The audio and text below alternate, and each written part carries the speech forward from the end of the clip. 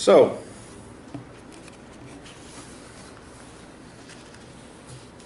we just had a reading about what is religion.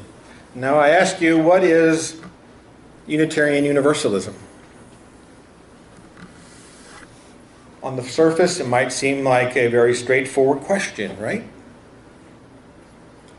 And I cannot begin to imagine how many times in the past few decades I've been asked that question, and it doesn't always take the same form, but it's essentially what people want to know. What is Unitarian Universalism? And I try to explain it to them. And chances are most of you have had similar experiences, and after you try to tell them about it, well, it kind of looks like this, right? This is what we get back. Like, what? What is it? Our words don't seem to help. And our answers, I think, are made all the more difficult by the fact that we are not in agreement about some very basic elements of our identity. Like, are we a religion? It's a show of hands. How many believe we are a religion? All right? Who says we are not a religion? Okay. If we're not a religion, what are we? Philosophy? Spiritual movement? Social club? And for some, I know because I've heard it said over the many years of my ministry, and I've heard it said in many different ways, but I've heard it said that essentially that Sunday morning is just a place to hang out with my friends, with like-minded people, and really just put up with all the religious trappings, but would really be just as happy if we dispensed with all the spiritual BS. And at the same time, others fail to recognize anything we do as explicitly religious or spiritual.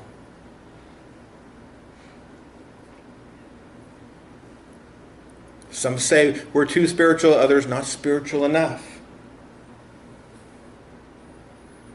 Is any wonder nobody can figure out who we are, why we can't even express to others who we are and what we do?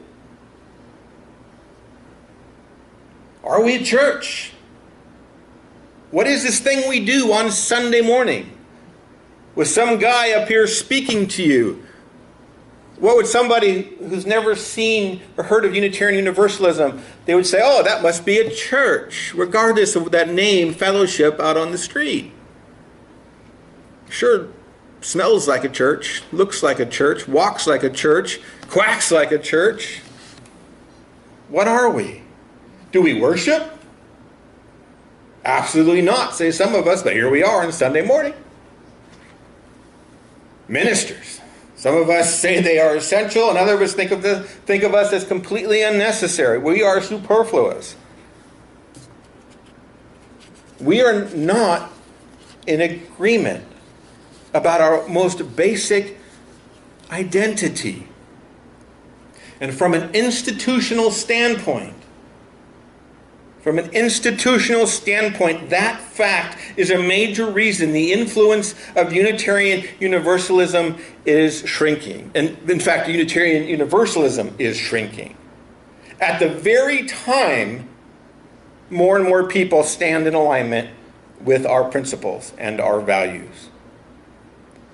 And speaking as a soon-to-be former minister, it's a significant reason experienced clergy are leaving parish ministry. Imagine trying to do a job for a group of people and they aren't in agreement about what your job should be or that it's even necessary. Is it any wonder that new and younger ministers are preferring to explore new forms of ministry rather than serve an established community? Even if you were out there looking for a minister, you would have a hard time finding one, to be totally honest with you. But I say to you, if you want to be a social club, then fine. Be a social club. But be honest about it and be the best damn social club you can be. And if you want to be a church, then be the best damn church you can be. But hanging out in this middle ground, this no man's land in the middle, between the two, creates the conditions of perpetual mediocrity because nobody is satisfied. Is this an easy process, figuring all this out? No. Will everyone be happy with the outcome? Absolutely not. But will this be the best thing for the long-term health and vitality of this fellowship? Without a doubt. Without a doubt. Be honest with who you are, what you want to be, and where you want to go. So be it.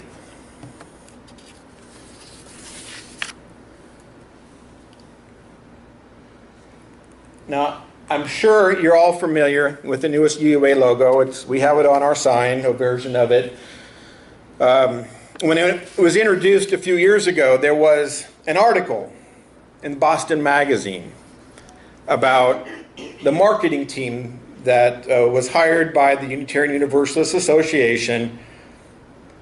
And this is the marketing team behind the rebranding of Unitarian Universalism and this new logo. And in that article, then the UUA president, Reverend Peter Morales, he reportedly said, "The era of Unitarian Universalism as the thinking man's alternative to mainstream religion had come to an end. Whereas in the past, the UU Church might have had to compete with, say, Methodist or Episcopalians for people's attention on Sunday morning, these days prospective members spent the Lord's Day practicing yoga, pacing the sidelines of their kids' soccer fields, or brunching. People were fleeing traditional Christianity, and they no longer sought replacement." The bottom line of that article is that, like most mainline Protestant churches in America, Unitarian Universalism is, in fact, shrinking. And the UUA, you have to go find them, but the UUA actually publishes our numbers. And you can see in 1961, we had 1,035 churches. This is at the time of merger, 1,035 churches, a total adult membership of 151,000, RE enrollment of 77,000 plus, with a combined total of 229,103. And here in 2018, after some periods of growth in between, we are still at 1,035 churches. Adult membership at 154,000, RE enrollment of 41,000 approximately, leaving a total of 195,000. That's a significant shrinkage. Add to that the population difference, so our percentage of the population as a whole has shrunk even that much more. Thus our influence has gotten that much smaller. All this in spite of the fact, as the article points out, that so many of the religion-weary are already UU in practice and principle. The author writes, "Consider the millennials whose views on social issues like marriage and income inequality strongly echo UU's deeply humanistic message. In response, some Unitarian Universalists are trying out new ways of being in community together." Another article, this one from the UU World magazine a few years ago, they highlighted some of these communities. And according to that article, many of these alternative groups have a high percentage of young adults. They're more racially and culturally diverse than the average UUA member congregation. And several emphasize the arts and music. One is the Sanctuaries in Washington, D.C., led by Reverend Eric Martinez Resley. They created 3 neighborhood community groups last year, or that when the article was written, and they plan to launch more. Another one is Awake Ministries, sponsored by the U Church of Annapolis, Maryland. They offer Tuesday night services that feel in turns like a talk show, a workshop, concert, and worship service. Its focus is providing life coaching for personal growth. And Awake believes that all humans have a purpose, that we must all walk in our greatness by serving others and serving for excellence. Said Awake's founder, the Reverend John T. Crestwell, who was also associate minister at UUCA there in Annapolis. But there's a problem with these new groups. And according to the article, because they aren't organized in a familiar way, like us, they do not fit neatly within the Unitarian Universalist Association of Congregations. And the Reverend Candy Rogers, who was then the UUA's growth strategist, is quoted as saying, "These groups fill me with hope. We can't even put some of these on our map because their gathering space moves or they are virtual communities." She continues, "I like to think about what an association filled with these communities might look like." And if you agree with that, then let me hear an amen. Come on, let me hear it.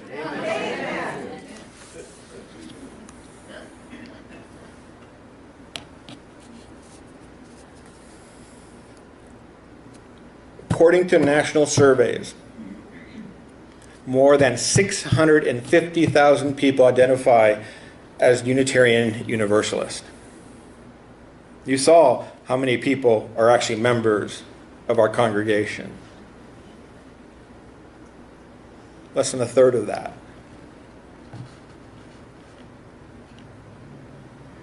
This was according to another article in a uuworld.org blog entitled Into the Beyond by Teresa Cooley. And her point is that Unitarian Universalism is, in fact, bigger than we know. It's more than we have imagined. But only our lack of greater vision serves to hinder us in spreading our message. The article points out people who are disenchanted with church today say they want more acceptance of difference. They want religion to make peace with science. They don't want morality equated with sex, and they want churches to deal swiftly and openly with leaders who abuse their powers. They still want spiritual experiences. They want to serve others. They want to stand up for social justice and live lives that matter in the world. They want joyous, loving community with other people, but they're fed up with institutions. Doesn't that sound like that's the reason I came here. It's the reason why a lot of people have shared why they came to Unitarian Universalism. They're fed up.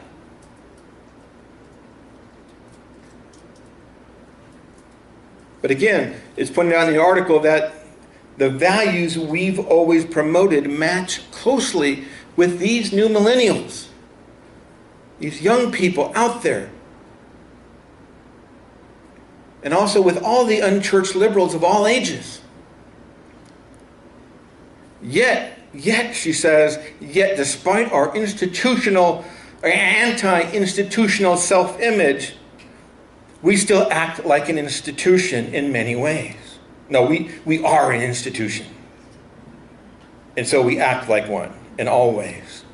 And the primary invitation we extend to people who are drawn to our message and our work is to join a congregation, support a church building and staff with all the financial and time commitment that requires. And people whose lives are more transitory and whose lifestyles don't match our congregation's traditional institutional structures are not and will not accept that invitation. It isn't that they aren't coming to visit. It's just they're not sticking around. They're interested, but they're not feeling it. And they're looking for joyous community. But too often in our congregations, we're too busy arguing about our core identity as a religious institution. Are we a religion? Oh, we can't use the word God. We can't do this. We're arguing about these basic things. We're stuck.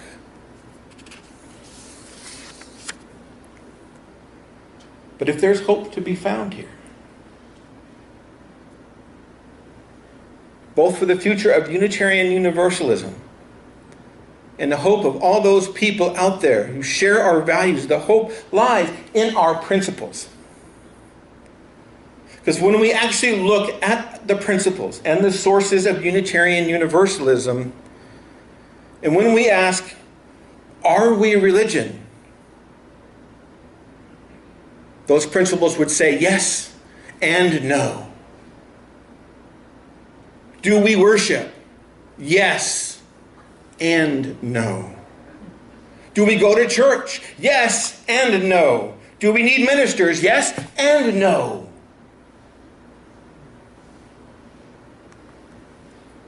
Wrote the gospel writer, and no one puts new wine into old wineskins. Otherwise, the new wine will burst the skins and will be spilled, and the skins will be destroyed. But new wine must be put into fresh wineskins, and no one, after drinking old wine, desires new wine, but says the old is good. For most of my ministerial career, I've been trying to fill this old wineskin of institutionalized Unitarian Universalism with a new wine, a form of Unitarian Universalism that doesn't necessarily blend well with the old. Both are good wines. Both are an authentic and essential expression of our principles. And for too long, I believed it was an either-or problem. Even as I fully recognize that we don't live in an either-or world. As I talked about in the GOD sermon a few weeks ago, all life, all reality is paradox. We can only describe it through paradox. And when confronted with an apparent either-or situation, if we're willing to step back from our own perspective, we often find that the dichotomy is artificial.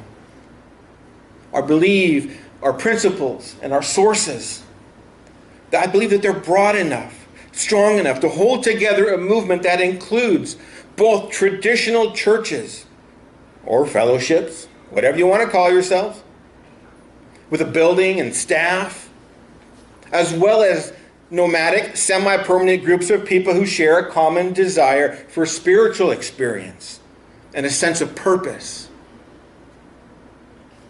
Actually, this is how our larger churches function right now.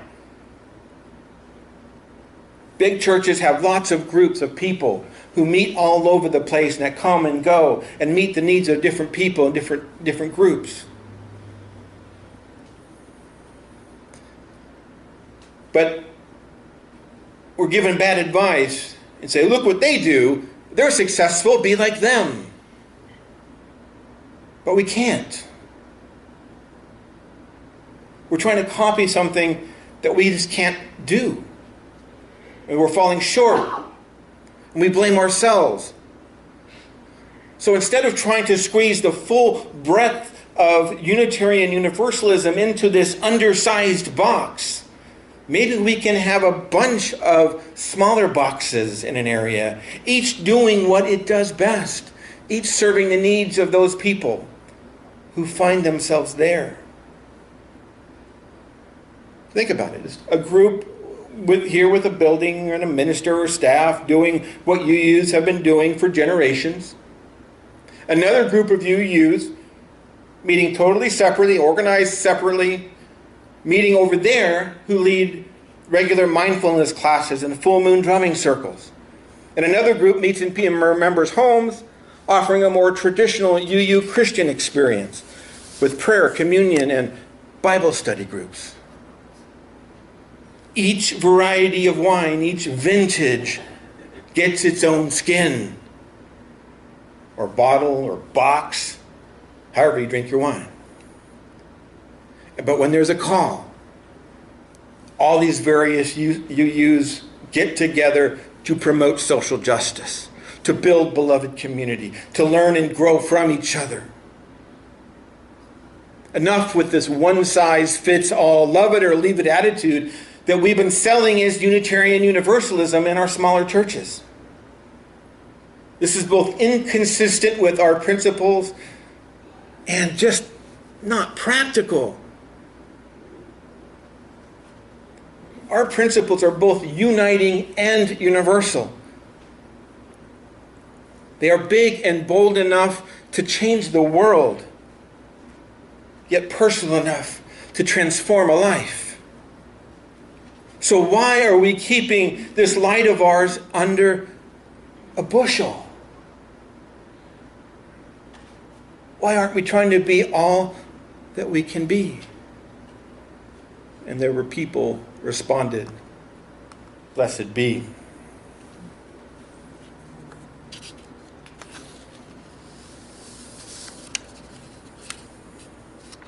In my departure, in this ending, there is a new beginning. I end my career as a minister and begin a new adventure in Minnesota with my life partner. It's an ending for this congregation, for this fellowship, and it's a beginning. This 3-year experiment in ministry has come to a close, and though we may not all be happy with the outcome, it has revealed to all of us that some changes cannot be made before their time. I can't get rid of the wine metaphor here. Paul Masson. We will sell no wine before its time.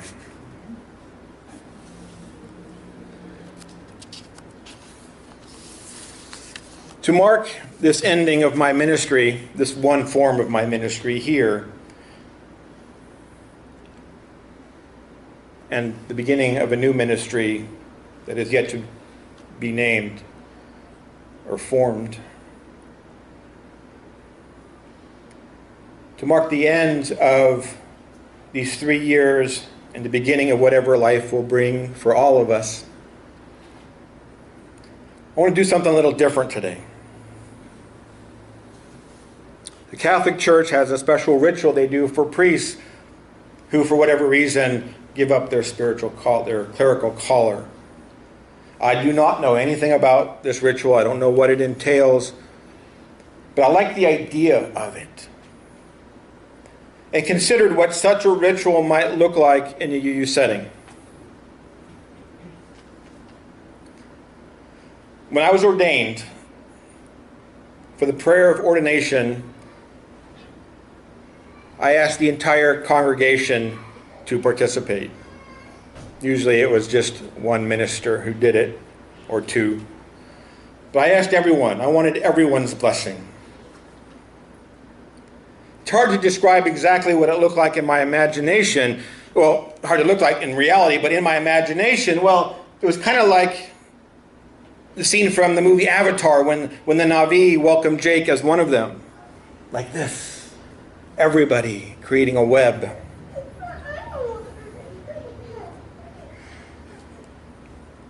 Prominent UU theologian James Luther Adams writes this about our faith.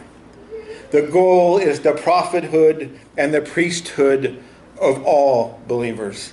The one for the liberty of prophesying, the other for the ministry of healing. It aims to find unity in diversity under the promptings of the Spirit that bloweth where it listeth and maketh all things new.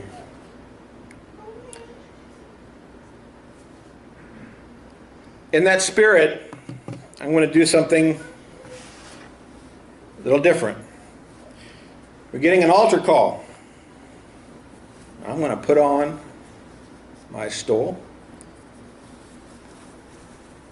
The one made for me by my home congregation, who ordained me where I first was introduced to Unitarian Universalism.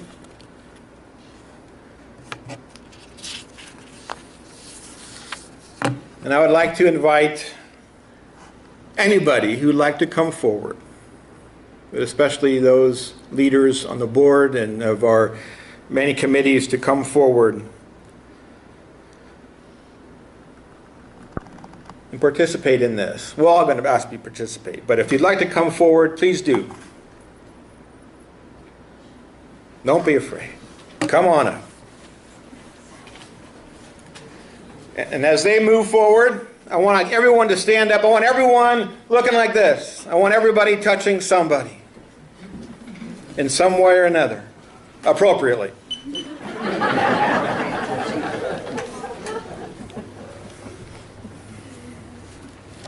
My prayer is this.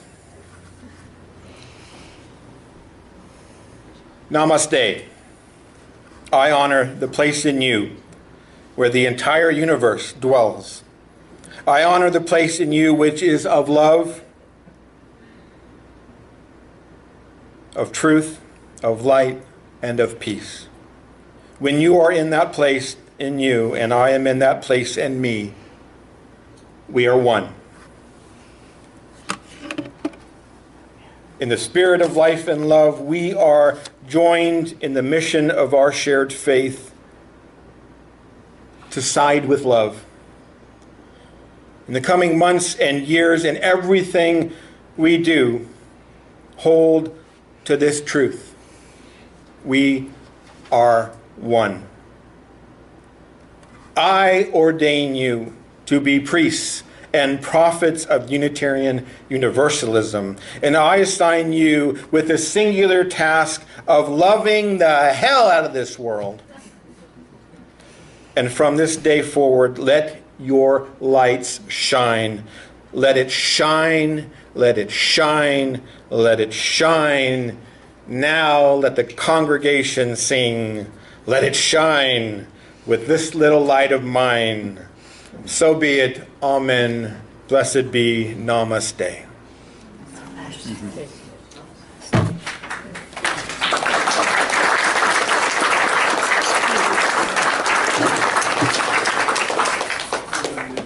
So let's sing.